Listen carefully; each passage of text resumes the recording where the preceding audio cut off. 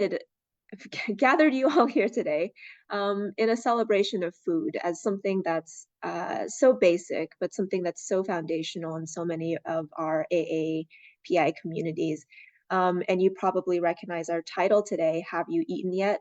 As the first thing that a parent or a grandparent might say to you when you step into their home. I know that's the first thing that my parents or my grandparents would say to me whenever I went home. And if the answer was yes, they'd bring me food. Still, if the answer was no, of course they'd offer me food still. So it didn't matter what my answer was. Food is how my parents showed love, and it's how a lot of our families expressed love and care. Sometimes in place of saying "I love you" or saying or giving a physical hug or affection.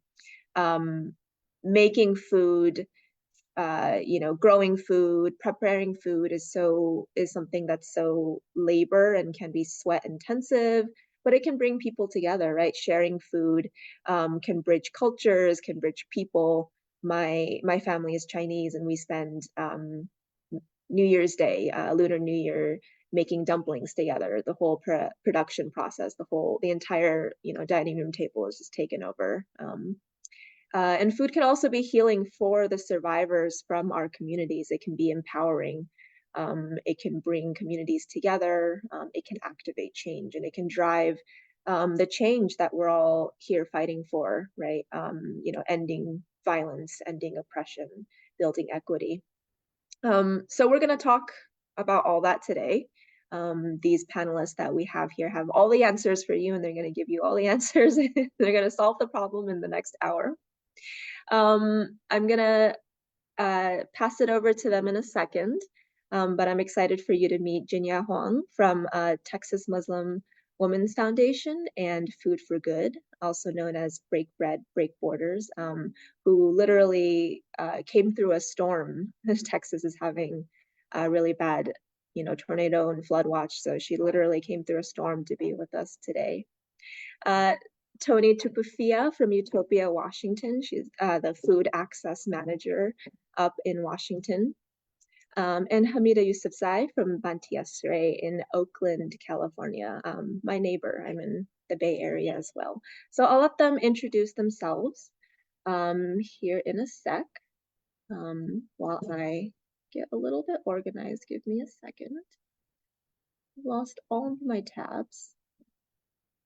And as we get into the conversation today, I hope you, as the participants, will also kind of share in the chat, how you're connected to food culture, how food has meaning in your culture, in your community, maybe some memories involving food, and so on. As we introduce the panelists, I'd like you to share, if you're able and willing, in the chat.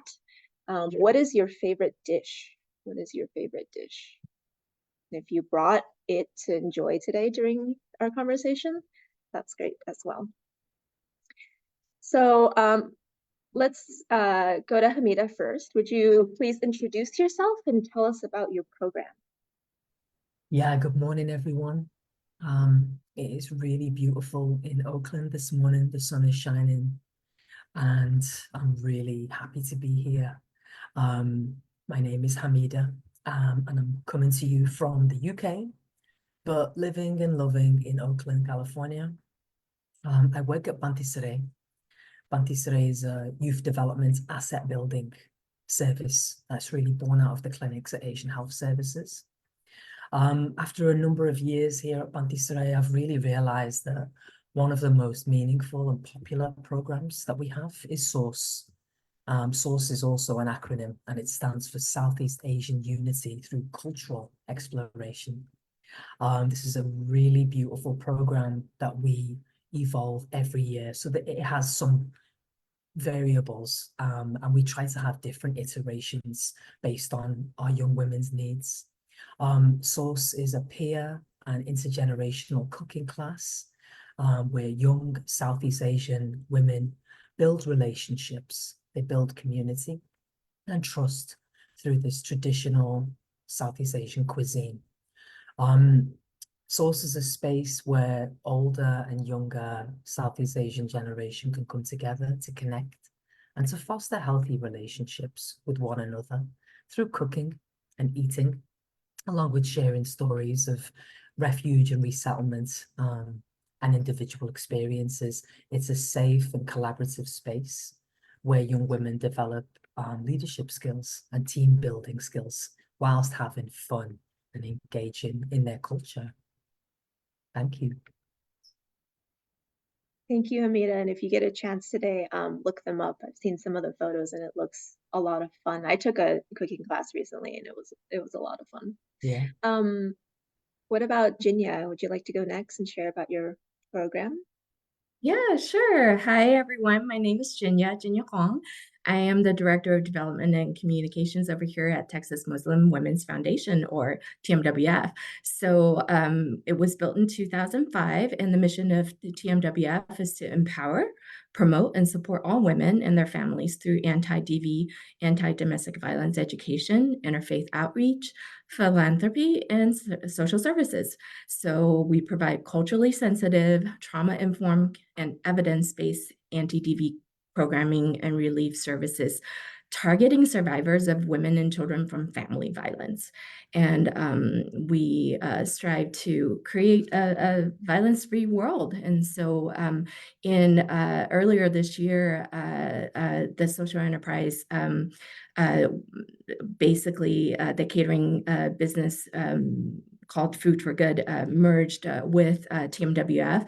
And this is actually a 6-year social enterprise that I founded, and we had trained refugees and immigrant women from all around the world. And this catering service has been using storytelling to share food, culture, and job opportunities. It's a workforce development training program, essentially, for the food service industry here in the Dallas-Fort Worth, Texas area. And so we are super excited for this merger, and it will provide underserved survivors of DV and pro bono culinary training for not only food and handler's permit, food manager's license, and on-the-job service training in commercial kitchens with amazing professional chefs and consultants, culinary consultants as mentors. And we're just really grateful to be in this space to be able to serve our communities in more ways than one. Yeah, thank you. Thank you for sharing, Jinya. And lastly, Tony. This is alphabetical order, by the way. Salafalava and happy AANHPI month to everyone who are able to join in virtually and through social media live. My name is Tony Tupufia, my pronouns are she, her, and I'm proudly serve as a Food Access Network Program Manager here at Utopia, Washington. Utopia stands for United Territories of Pacific Islanders Alliance, Washington. It is a queer and trans people of color-led grassroots organization born out of the struggles, challenges, strength, and resilience of the queer and trans-Pacific Islanders, or in short, QTPI communities. Our mission, we are actively replacing systems of oppression with ecosystems of care and safety for all our communities through Black and Proud organizing, prioritizing land and bodily autonomy, and reclaiming our cultural narratives. We envision a world of abundance, autonomy, and harmony, where all forms of supremacy cease to exist for all life. Our services here in Utopia, Washington, includes SWAY, our Sex Worker Empowerment Initiative, community and cultural organizing, peer support, Speak Change, or systems, policies, environmental and climate change, and culture change. And also the Mapamaya Clinic, where provide free healthcare services like primary care, gender-affirming care, sexual health, harm reduction, care work, electrolysis, and more. And of course, our Food Access Network. Our Food Access Network our focus is on empowering communities through advocacy, education, and collaboration. Our goal is to support food sovereignty, culture preservation, and promote sustainable agriculture for a healthier and more equitable future.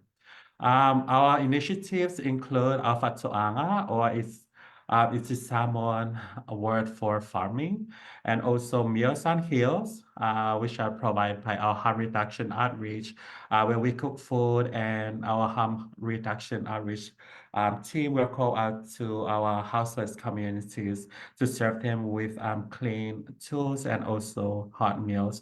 And also we have our village markets where we do our food distributions. Also in schools where our youth program coordinators are being placed into and work at. We also have our pop-up produce markets where we distribute harvest from our farm to any community who are seeking of healthy and culturally relevant food.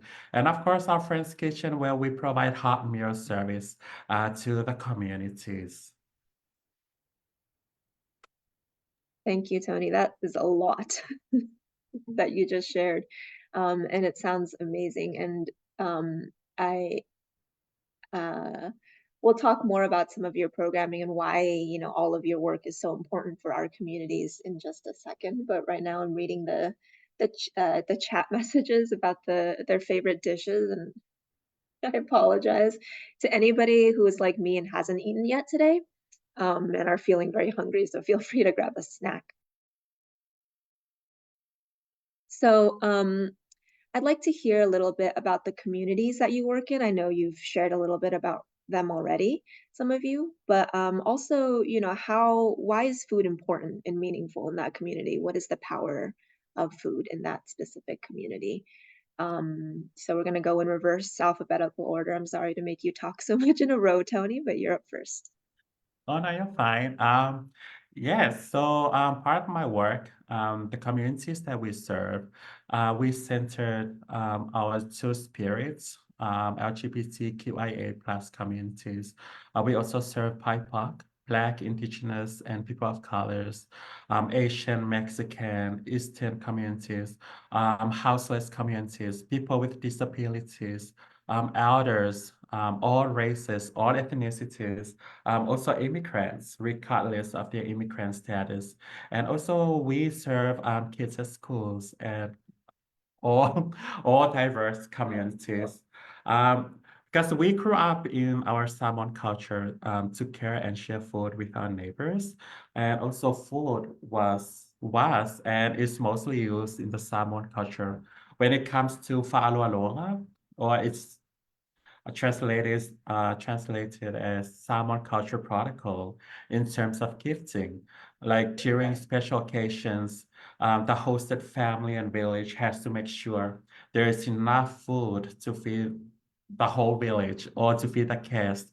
And during the Fa'alualoga, or the Samoan culture protocol of giving gifts, where the guests will receive honor gifts, including a lot of food to take with them to share with their families and village. And also during every Sunday back home, a lot of families in Samoa, we um, cook to'onai. To'onai is when we do the umu. If you've been in Hawaii, where you see the umu, where all the food are being cooked underground or covered by hot rocks. Those are the traditional food that we have back home during Sunday, especially Sunday. So that way we make sure that after church and during our lunch, we make sure that we have plenty of food to share with our neighbors. And also our neighbors will also share those food with us. And that's how important food in our culture. And we have a lot of proverbs that are created from food. Like for example, I put up I ulu tuanaita isi, which got from when during the time of famine, people trying to save whatever food that they have in order to last them until the next harvest or until the famine season is over. So there's a lot of work doing preparing the ta'isi, where they harvest the taro or cassava, cook them, and they had to smash them or crush them. So, and then they will form them in like like a piece cut, and then they cover that with the banana leaves or the breadfruit leaves, and they will bury them underground. So to preserve them and to store them to last them through the famine season. So, those are the ideas that we have through our culture in Samoa.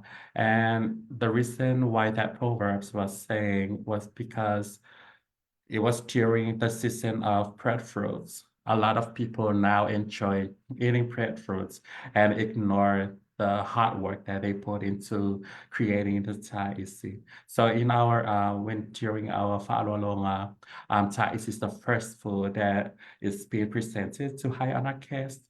It's a symbol of how people survive through the famine season. Thank you, Tony. That's beautiful. So, food is kind of a vehicle of care and sharing with others, sharing with neighbors and friends and family is so foundational, right?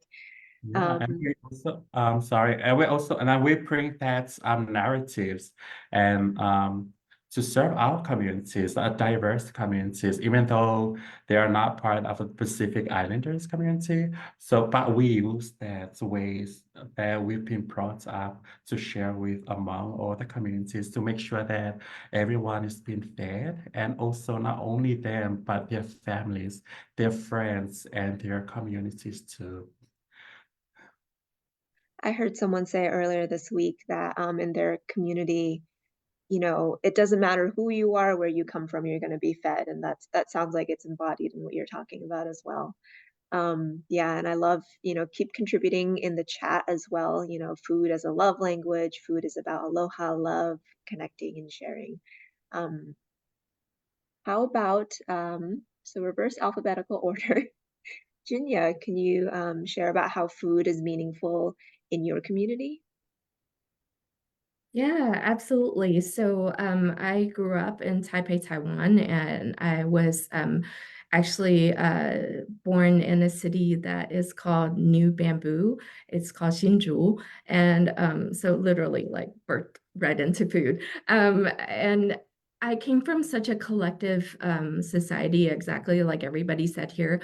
Food is a love language, right? And food also served as medicine in a lot of ways. And honestly, eating indigenous foods and really honoring those, cultural heritage and those really amazing recipes passed down generations has been really incredible in the way that that is how one holds on to power. And doesn't matter where you are,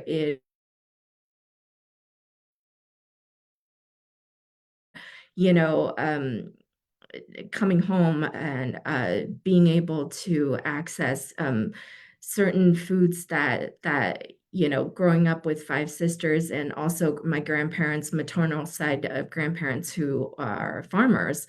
Um, the idea of going out to pick your own food in your own backyard and having that autonomy and none of the policies that came around it and just having that food sovereignty like what Tony was talking about, right? It is such an amazing thing because even just like going to the wet market with my mother, it was always this amazing relationship building, community connections, and the vast amount of network. She would talk to the fishmonger and it would start with the conversation of, oh, congratulations, your daughter just got into the best uni and oh, how is your brother doing in this town and she goes through all of that and has more than 3 cups of tea before she asks, gosh, those fish over there, those eyes, I'm not so sure about this, can I get a discount on that?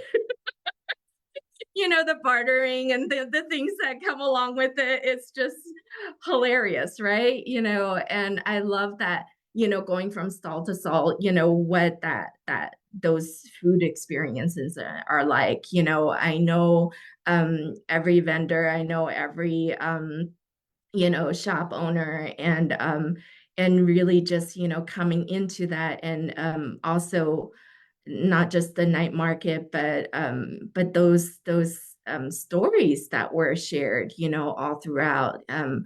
That oral history is so important to celebrate along the way, because I remember those as the kind of things that really impacted me, as I really grew up in that kind of environment. Even just the idea of, going down the street to pick up, fresh bread every day.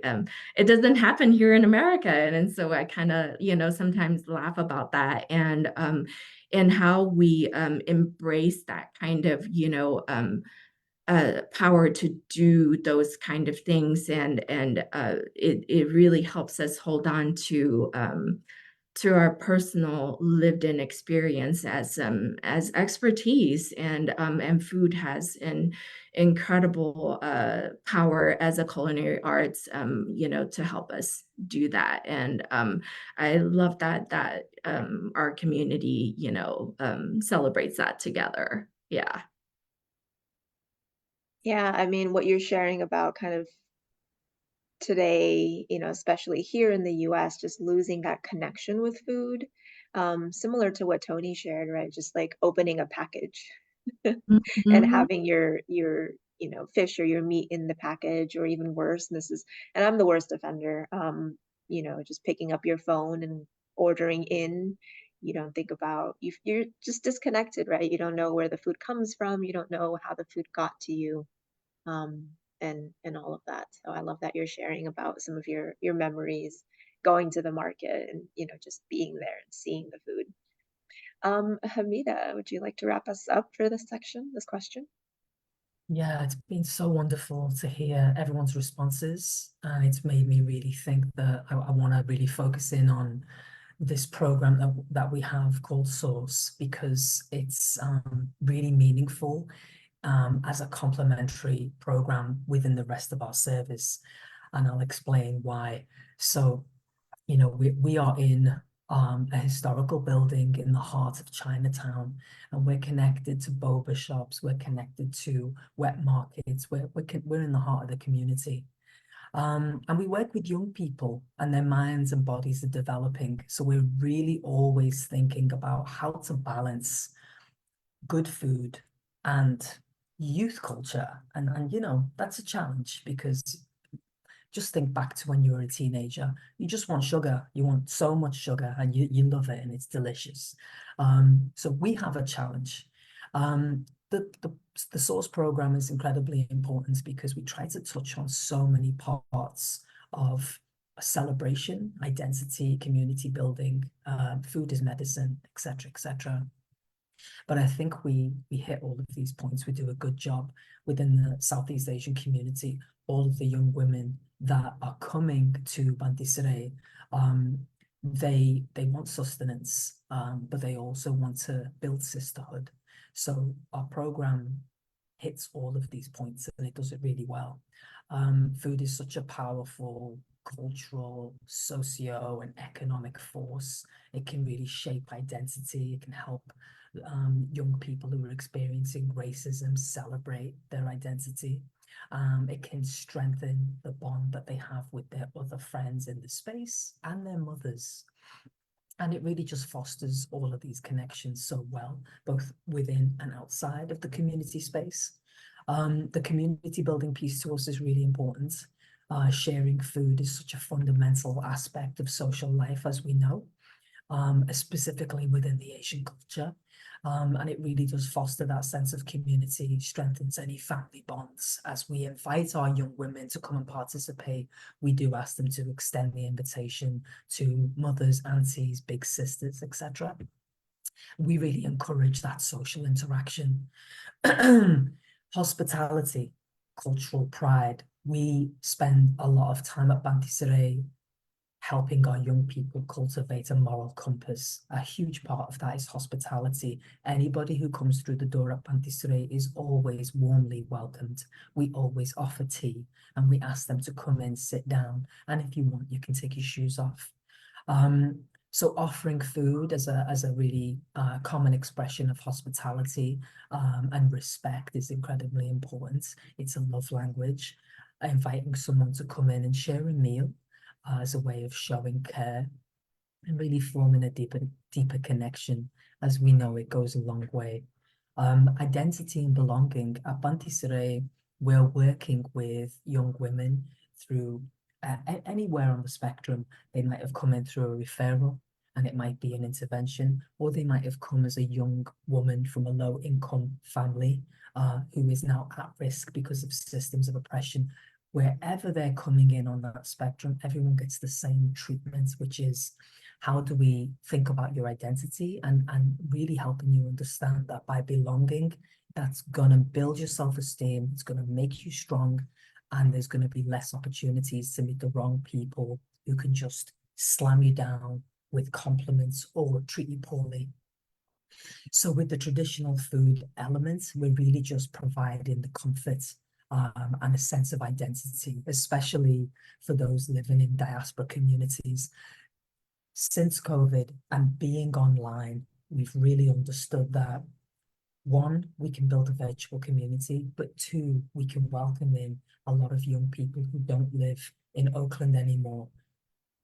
A lot of that is down to the gentrification and then being pushed out to places as far afield as Sacramento, Stockton, Modesto, etc.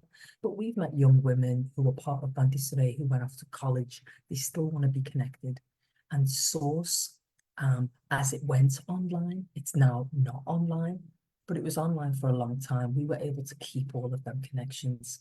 So it served as a way of building a virtual community, building a home and cultural roots. And then the last thing I want to touch on, which is also extremely important, is the healing and the nourishment. We teach our young people that food is medicine, that food is mood. We have a program called Women's World of Nutrition. Two of our young women who happen to be sisters created a 3-part program that we have run twice already and will run again this summer. And they break down and connect the dots on how imperialism affects women's health, how colonization also not only colonizes whole communities and countries, but also women's bodies, the reproductive system, etc. So, you know, when I think about Southeast Asian culinary traditions, I can see how it emphasizes how the medical properties of food, the ingredients that you select, has health benefits, and that many meals are prepared with the understanding of well-being. So we really teach our young people, hey, when you make food for your family or yourself, try not to feel resentment, try not to say negative things. You're going to taste it in the food. Prepare your food with love, prepare your food with grace, and bless the food. And if anybody wants to pray before we eat, we will. And if you don't want to, that's okay as well. So we're really trying to hit so many different components, and Source enables us to do that. That's amazing, Hamida. You just touched on so many, so many different things that could be each their own workshops, right? This whole thing about kind of inequities in the world of food, paralleling the inequities that we see in other areas. This thing about food being healing and medicine. I'm from a Chinese background, and in Chinese medicine, it's literally like food is literally medicine. You don't get a pill to eat, you get a bowl of herbs and flowers and roots and things like that. Or my grandparents would always tell me, you have to eat this type of food because you have this condition, or because you have, my hands are cold, like they'll touch my hand and they'll say, then you have to eat this. Like, it's so deeply and intrinsically connected to medicine and to care and to love. Yeah, that's right.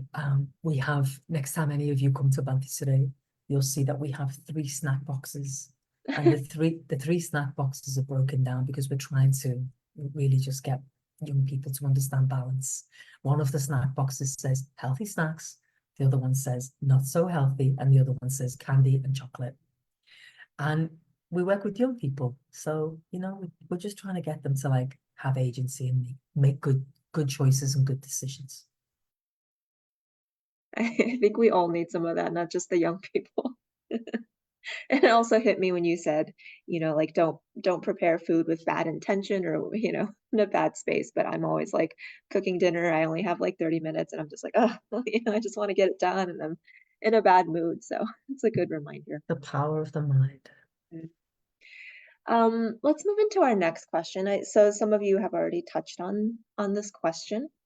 But our next question has to do with, access to cultural food. You've all shared about some of the amazing food preparation methods, just cultural meals, traditional meals, but not all of our communities have access to the ingredients, to the cooking methods, to prepare these foods. So why is it so important that survivors of violence and that our communities, have access to cultural foods?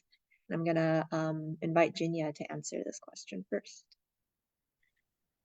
Yeah, thank you so much. That's such a great question because we've seen firsthand with Food for Good, working with the refugee population, how healing that could be, right? And cooking, regardless of what you're making, can have really concrete therapeutic proven methods, scientifically proven therapeutic benefits of boosting mood, like Hamida was talking about, and reducing stress and even relieving anxiety. And so oftentimes we're working with folks, who are coming out of primary, secondary trauma, and from any kind of family violence situations, and really needing access to medicine in its purest form. Food has been really amazing, to build and that gap and that process. And we're so grateful to be in a community where we're able to, cook with the currently women from war-torn countries, and now women who are coming out of domestic violence and family violence situations, and them having access to this essentially food for good is culinary therapy. And when you really think about this, when we're catering, we actually ask the women to cook recipes from their own countries. And so whether they're displaced from war-torn countries or displaced from a home that they no longer have access to due to their abusers and whatnot, and asking them to cook those recipes, because anytime anybody tries to take away our country, our home, our dignity, they can try and take away all of that, but you know what they can't take away from us? They can't take away those recipes. And so having that ownership, having that power, right? And the communities that we serve here at TMWF, there's 29% are Asian, and 24% are Black, about 17% that are white, and 11% are Latino, and 19% are other. And out of those all those numbers, 97% of them are female, and 3% of our clients are actually male.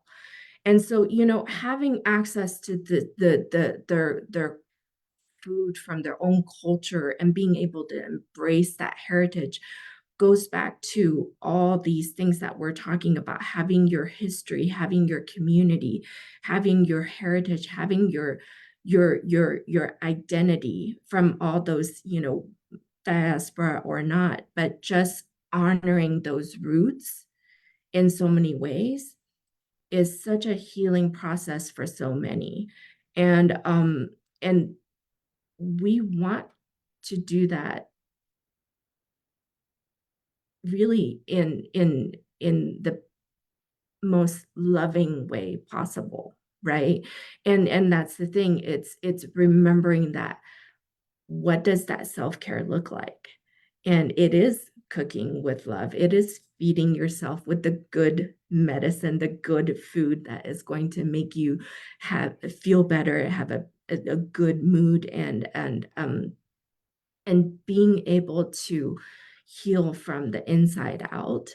That is what we want to do, is really honor that culturally sensitive trauma informed care, because we know how important it is to really trace all that back and understand that, you know, our communities really have been using food as medicine, and it's been honoring this, you know, for a long time, and thousands of years, as a matter of fact, right? You know, and really knowing that the importance of that, you if you ever stray away from it, those are the challenges that what happens in what Hamida and Tony both were talking about, the gentrification, the, you know, the whenever ingredients are substituted and it becomes processed, and you're not going back, you know, to the true recipes, and, you know, when recipes are colonized, you know, what happens to the people, and you know, and we really want to make sure people who are coming out of family violence have access to this type of not only food as medicine, but also food as an economic empowerment tool, you know. And we really want people to celebrate that, you know, you know, the financial capital is very important, but the social capital is the people, right? Focus on people as a product is super important to us, you know. So training them up and having those, you know, earning powers, and being able to, you know, have access to licenses and certifications, and being able to acquire jobs in the community, you know, in any type of food service industry. That the first time when we see a woman, you know, get their certification, when, you know, maybe in you know, in Myanmar or in Nepal or Rwanda, the Congo, and you know, different places, Afghanistan and Syria, different places around the world, if they didn't have access to education, if they didn't know how to read or write, but they understand the language of food, right? And knowing that universal language and leaning into that and leveraging that culinary prowess, and how they're able to, you know, find jobs and actually find, you know, their footing, and the first time when they get paid that paycheck, you know, and go, well, but I didn't do anything. I just cooked. I already know how to do this. This is not a superpower, but it is a superpower in America, right? You know, and using that superpower for good, in the sense that, you know, that we have trained women who have come through our program, that, you know, typically it takes refugees about 7 years to acclimate to a new economy. And, you know, folks who are coming out of Food for Good programs, it takes less than half of that time. You know, and we know that when we invest in women and girls, the UN studies show that they will actually invest 90% of that income straight back into the community, whereas men only invest about 35-40%. Any guys on this program, I will just have to say, it's time to pony up. But that's the thing, that you know, the return of investment is so high when you invest in women and girls, and leveraging food as a part of that process is incredible. And so we love the idea of that, how healing that is, you know, the self-esteem, the, you know, the joy, and you know, the love and care that comes along with that is it pays so many dividends. So yeah, totally worth it.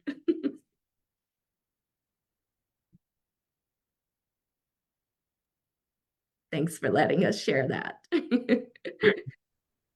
Yeah, and also like I really love when we talk about culturally relevant food, because when we talk about this in full conference, people are, you know, like they talk about it, but they don't understand that each communities have different cultural relevance for to their communities, and that's something that I'm trying to advocate and to show up and tell those you know, those big communities, those big organizations, that's we also have our Pacific Islanders communities in the house because most of the food, yes, of course, because most of the food that we get from our food partners, our food banks, are mostly culturally relevant to the big communities, but not for the marginalized communities like the Pacific Islanders.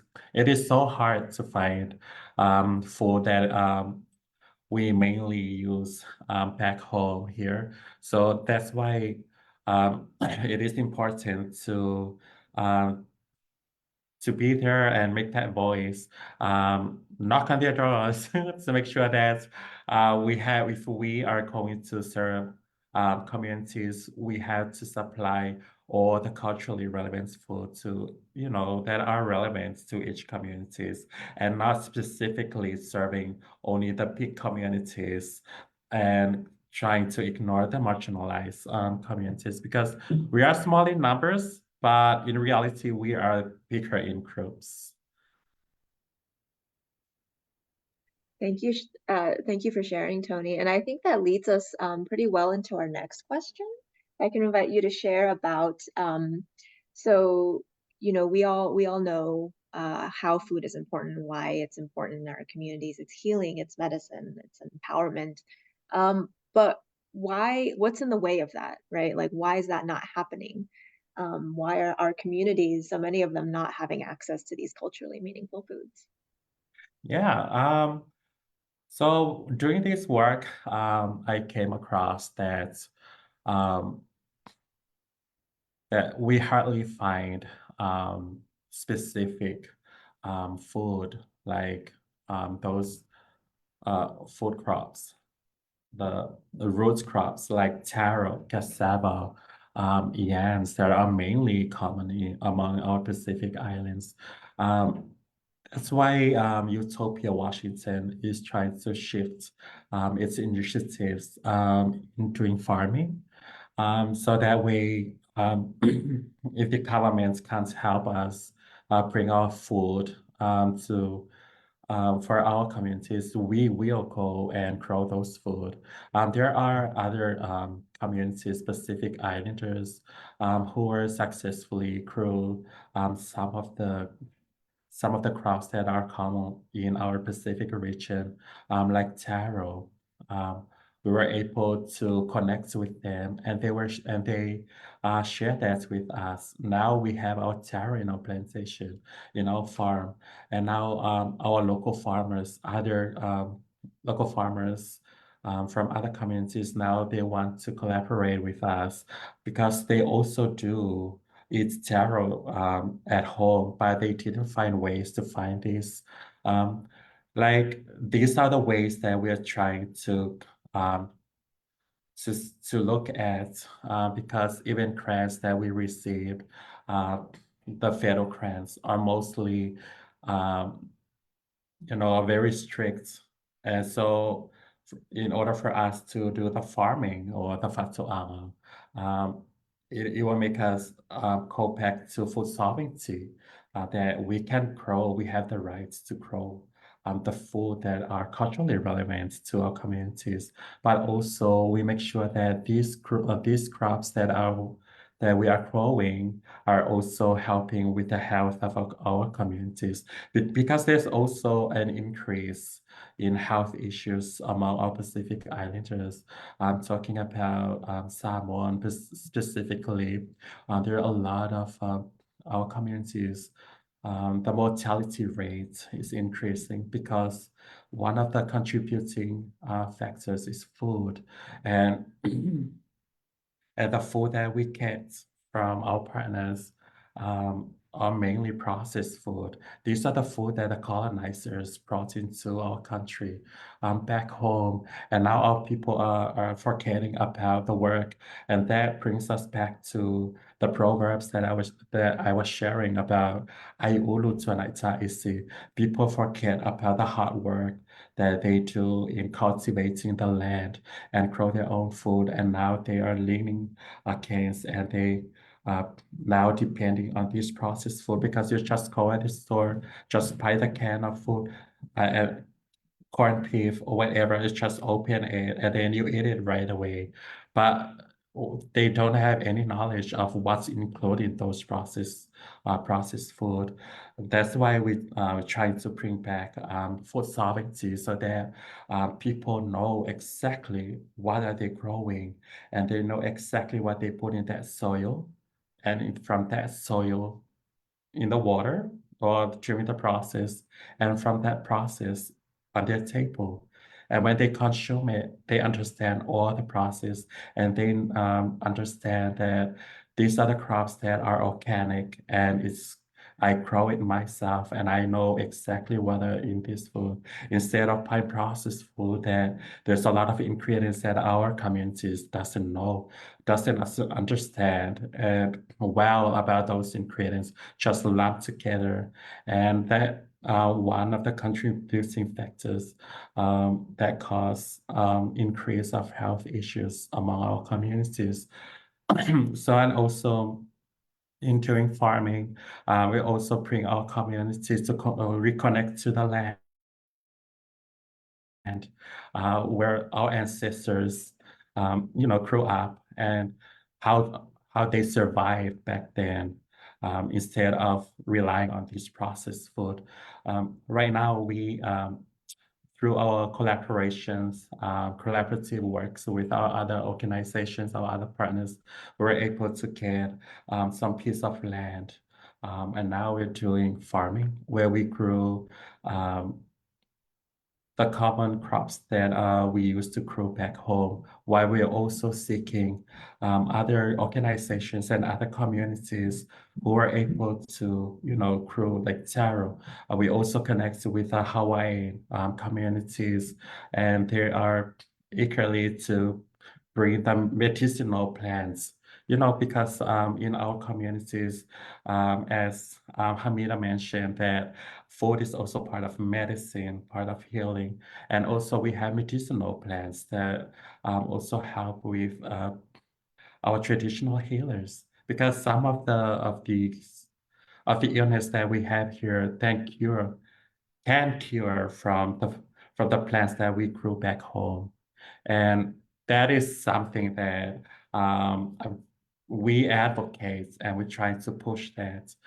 That's the importance of culturally relevant food to share among all communities and make sure that we provide equitable resources, food resources to the communities. And yeah, and also the other points that we hardly seen any of the Pacific Islanders businesses throughout the states. It's because uh, there's a lack of resources that our Pacific Islanders can access. And I thank the Asian communities and their businesses that they were able to bring some of the food that are really common among our Pacific Islands. But it's so sad that our Pacific Islanders is trying their best to do businesses. Some will do, and then it will not it will not last that long. It's because the system here in the Washington States, in the states that hinder and prohibits a lot of businesses to grow and to flourish. Thank you, Tony. You shared something so important about decolonizing food, decolonizing, just as we're decolonizing everything, the way we do our work, right? The way we grow food and our own relationship with food. Elizabeth shared in chat something that's so critical is, has led to damaged relationships with our own bodies and with our own relationship with food, this diet culture, something we also need to decolonize. And I see Hamida had shared in the chat a little bit more. Would you like to just elaborate a little bit?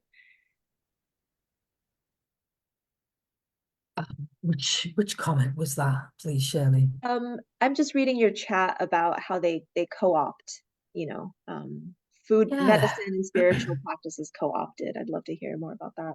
Yeah, absolutely. Yeah, this is I take this part of my role at Bantisari really seriously because we have young minds in this space and they're so impressionable. And a lot of the young people will come in and they will, ask questions about acai, hawthorn berry, turmeric, um, all sorts of things. And we'll sit them down and we'll say, okay, what do you know about this? And they're like, oh, it's trending on social media. What is it? And we're like, it's indigenous. It's indigenous food and medicine. And through imperialism and this continuous, this neocolonialism, indigenous food and medicine or dishes that are connected to working class communities we're tricked out of them, we're tricked out of them. And then all of a sudden, the next day, it feels like big companies, beverage companies, food companies connected to these white imperialist corporations, all of a sudden it's in the community and it's being classed as a superfood and it's really expensive. And it's like this bizarre middle class privilege, to be able to have your indigenous food. So it's this fantastic inverted and subverted trick that they constantly pull. So we're teaching our young people to be aware of it, and to reclaim it, to reclaim so-called superfoods and it really just like figure out if it's in exactly golden milk. All of these practices, including ear seeds and Chinese medicine, traditional Chinese medicine, Ayurvedic, herbal medicine, people's medicine, this is for the people.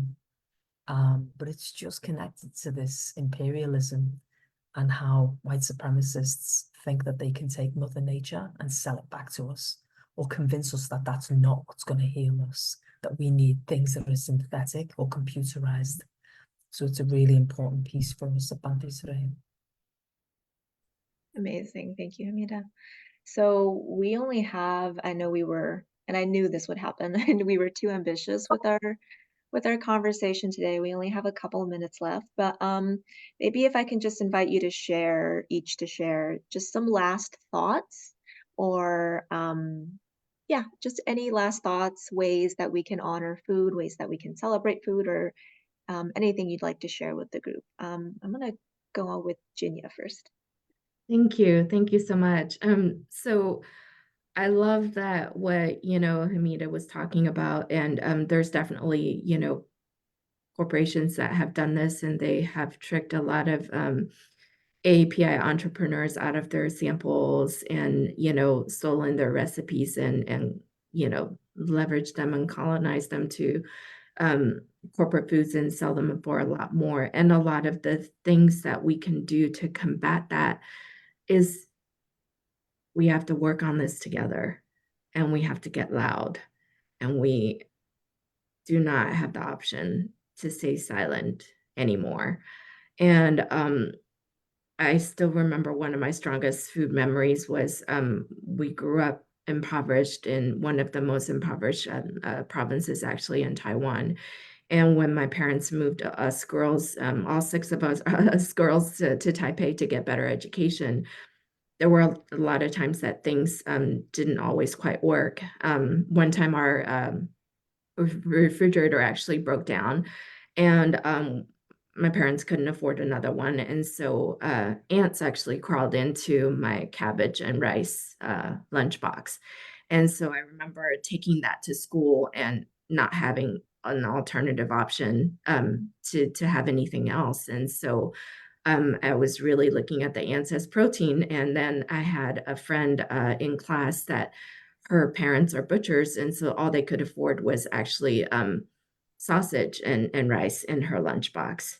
And together we picked apart the ants from my cabbages, my bok choy, and she shared her stuffed sausage, and I shared my cabbage, and together we had a little more of a nutritious and holistic meal. And so we have to really start thinking about what collective impact looks like.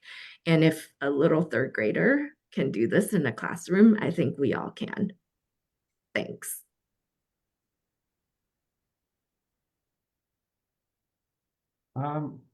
Maybe I'll go. For me, it is a collective work. for all our Asian American, Native Hawaiians, and Pacific Islanders work to help each other, to help each communities make sure that our communities are well fed and also access to all these food resources. And also, we're our Two-Spirit LGBTQIA plus communities are also survivors of a lot of violence that are going on in the States right now. And food is one of the main source of healing for them and to make them move forward. Yeah, so in order, Utopia Washington is going to have the Taste of Mana as part of celebrating our food. It will happening in July 31st, which is a Wednesday. If you are in Washington State, you are free. Bring your family, friends to come enjoy all the food. We're going to invite Pipe Park small business owners to purchase to sell their food, and also we're going to invite farmers to sell their harvest. And also other indigenous natives organizations to sell their handicrafts to their communities. So you can just come. We're going to distribute vouchers. So those vouchers, you can use those to purchase food, handicrafts, fresh produce, or whatever you're going to find among these vendors that we're going, to invite during our Taste of Mana. So, and then both the communities are benefits and also our business owners. So make sure to mark your calendar July 31st here at Utopia Washington Mapomaya Clinic, or you can visit our social media that we put up all the events about our organizations to support the communities, especially when we come to food. And if it's okay to make one last comment, Shirley, if we have time. You haven't made your comment yet, so go Oh, ahead. thank you. I was Thank gonna you. on you next. I'm just thinking about how we build cross-culturally and how rich the continent of Asia is. And this is something that we're always celebrating. So really facilitating cross-cultural culinary exchanges at Bantisere through Source has just been so much fun, and how our community members have really learned and appreciated different Southeast Asian cuisine, Burmese, Cambodian, Vietnamese, Mien, Laotian, and then being able to document a lot of these oral histories and tell a story either by documenting this in a transcript and making a zine, or taking photographs and just really highlighting the significance of certain dishes and stories. And storytelling just being such a strong, powerful medium for documentation and sharing, and really just cultivating that intergenerational space. Yeah. Thank you, Amira. What a beautiful note to end on. I'm really sorry you ran out of time, and I wish we had a lot more time for this conversation, because there's so many amazing little nuggets that have been shared by you all in the chat, as you shared your programming and how you feel connected to food, and by the panelists, of course. So I just want to thank all the panelists, and of course all the attendees for being here today. We've already been talking a little bit about how we can kind of continue this work and continue this conversation, and think about different ways that we can build together and bridge this amazing connection with food. So if you're interested in that, get in touch. We can kind of explore and develop together. I'm going to drop my email in the chat. Shirley, I was going to add, tell everybody to come to the summit, and then you can have this conversation in person. Okay. If you haven't heard, API-GBV is having a summit 27 through 28, 29, 27, 28, 29 of August. I will share the information in the chat. There's still time to register early bird. It's in San Francisco. And yeah, we can continue the conversation then. Other than that, I hope you all take care. I hope you all, get a chance to grab a snack or a meal, something that heals and nourishes you and makes you feel connected to home. And I'll do the same. Thank you so much, everybody, for being here. Thank you, Shirley. Rest Thank of you, your Tony. day. Thank you, Jinya. Really, thank you, Thank Tony. you. Have a beautiful day.